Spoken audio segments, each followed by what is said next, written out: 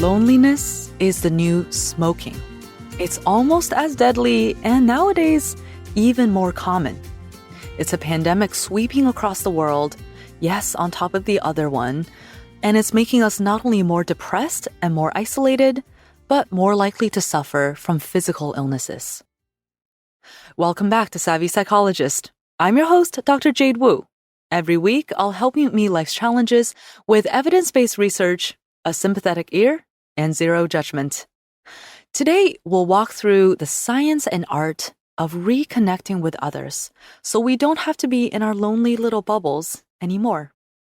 If you've ever watched Mad Men, you might have marveled at how normal chain smoking was back in the 1950s. Nowadays, smoking rates have thankfully gone down drastically, but there's been a growing new epidemic that is arguably just as bad for our health, and that's loneliness. In fact, some health researchers say that loneliness is as damaging to health as smoking 15 cigarettes per day, contributing to problems like cardiovascular disease, immune system dysfunction, and it has reached epidemic proportions, with over half of adults reporting that nobody knows them well and almost half feeling like they're isolated or don't have meaningful relationships. Now, if you're surprised to hear that the numbers are so high, that's probably because nobody admits to being lonely. There's a stigma to admitting that you're starved for company, so we often portray our lives as going great on social media, even when we feel disconnected. This, ironically, fuels everybody's sense that they're the only one left out. Or perhaps you're not surprised by how common loneliness is. After more than a year of the COVID-19 pandemic, many of us are feeling cut off from others. I've certainly heard this from more than a few people. But interestingly, during the pandemic, the overall rate of loneliness was actually lower for older American adults than usual. They actually perceived increased social support, perhaps because their children and their community were concerned about their health and gave them more attention than usual. Younger adults, that's millennials and Generation Z, however, have been having a harder time. They've had about a 5-fold higher risk of being lonely compared to older adults.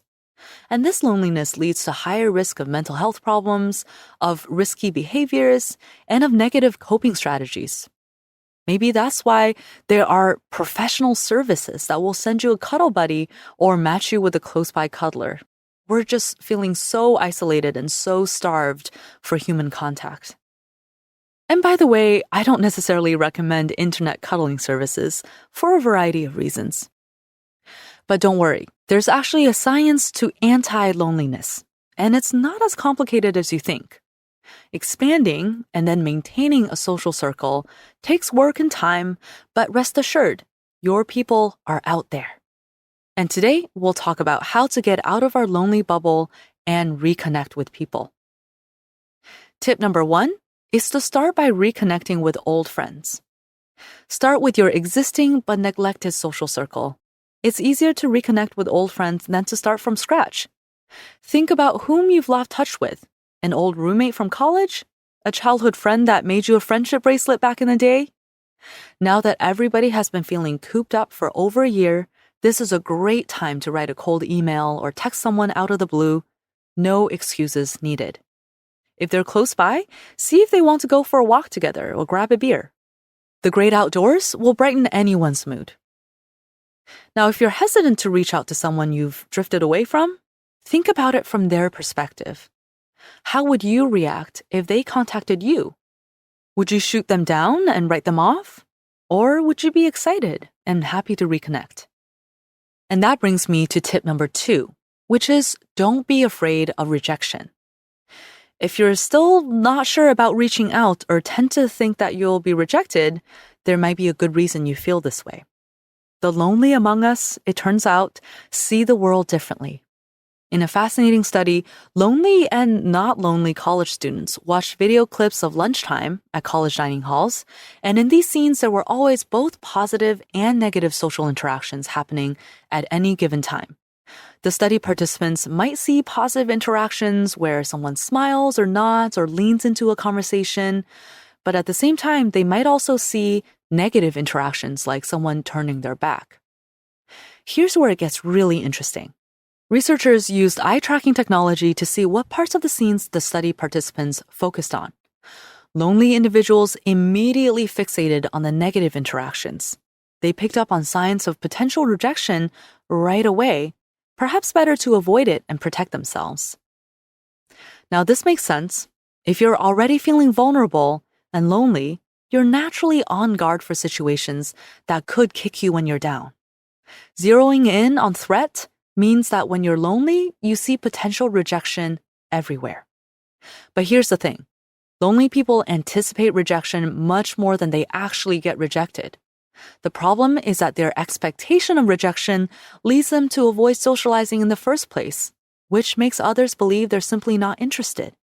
So it's just a big ball of misunderstanding on both sides and kind of a game of chicken to see who will reach out first. Now, tip number 3 is that you don't have to be the life of the party. You may worry that you're lonely because you're too quiet or too introverted, too shy. Luckily, the opposite of loneliness is not hard partying extroversion. You don't have to change your personality to find your people.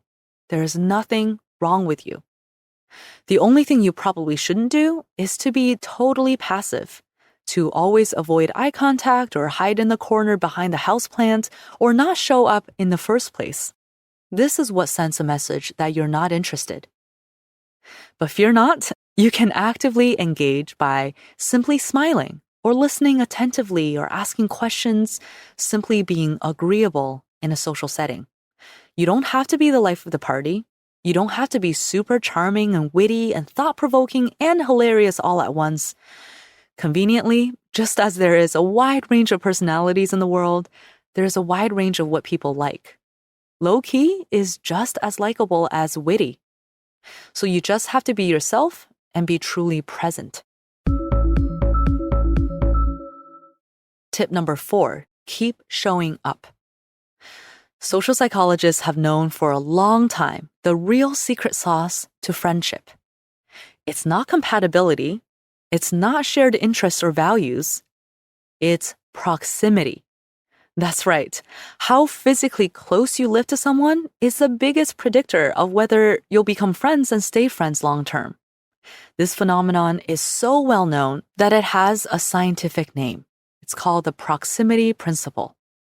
And this is good news because it means that we're all capable, at any age, of making long-term friends. There's no sophisticated algorithm or complicated skill you have to master. You just have to show up and hang out with people a bunch of times. So if you volunteer, do it regularly, at the same time, same place, same people. Learn to salsa dance and show up to the bonus weekly practice dances to really get extra face time with these people. Join a Facebook group for local gardeners and keep sharing pictures, paying compliments, and offering advice for your neighbor's tomato plants. You can, of course, still do drop-in fitness classes and other one-off events where the people change constantly. But know that if it's loneliness you want to cure, you should try to invest more time in consistency. A ready-made group where the same people show up repeatedly is your best bet. And give it at least a couple of months before giving up, even if you feel a little awkward at first with gardening or with salsa dancing. Now, let's say you're already showing up. How do you take it a step further and really cultivate some long-term friendships? Well, tip number 5 is to pay it forward. So let's say you've already gotten yourself into the local quilting gang or taking up bonsai tree cultivation with a nice local group. Good for you. Now that there's social media, everyone is just a click away from anything they might be interested in trying. So hopefully you will or have already found something you're into. Once you've established yourself, try to take on a leadership role. Having a role to play is a blessing for the shy among us because it requires less social improvising. You'll have a set of duties and a platform or a framework for how to upkeep the social group and a reason to connect with everyone in the group, even if it's just to remind them to pay their quarterly dues or to show up for the next practice or encourage them to donate to the food drive. Plus, you get to pay it forward and cultivate the social haven for others who may also be looking for some anti-loneliness. And if you're already on a good roll, you're already reaching out to old friends, you're showing up to events, even if you maybe don't quite feel comfortable yet. If you're part of a group, that's all really awesome. The last tip I have for you today is tip number 6, be proactive. Most of us don't feel lonely all the time. Instead, it comes in waves. And each time loneliness flares up, which is maybe a weekend with no plans or a particularly sappy 90s rom-com with a bowl of popcorn for one, use it as a cue to plan for the future. Whenever you're feeling lonesome, take action. Email a friend to meet up for a run next weekend, or look at the schedule for that book group you've been meaning to join. It won't make company appear in the moment, but you'll have created something social and fun to look forward to. You will also have prevented a downward spiral because you know how it is. The more lonely and crappy you feel, the less motivated you feel to do the things that you know you should, like reaching out to a friend. So get ahead of it, be proactive, and use loneliness as a cue to start scheduling social events. And now that things are opening back up with the easing of the COVID-19 pandemic in many parts of the world, isn't it time for the other pandemic of loneliness to ease up too? With people excited to come out of the coop, it's a better time than ever to start laying the groundwork for your comeback. Be patient. It's not always easy or fun to get through the first part of getting the ball rolling, but soon you'll be feeling more connected, and better yet, you'll be helping others to feel more connected too. So be that butterfly bursting out of the cocoon and let me know how it goes. Thanks so much for listening, and let's continue the conversation on social media. You can find me on Facebook and on Twitter. I'm at QDT Savvy Psych, and I'm also at Jade Wu PhD. We can also keep in touch through the Savvy Psychologist newsletter. Savvy Psychologist is audio engineered by Steve Rickeberg and edited by Beata Santora. As always, Savvy Psychologist is strictly for informational purposes and doesn't substitute for mental health care from a licensed professional. Thank you so much for joining me again, and I'll see you next week for a happier and healthier mind.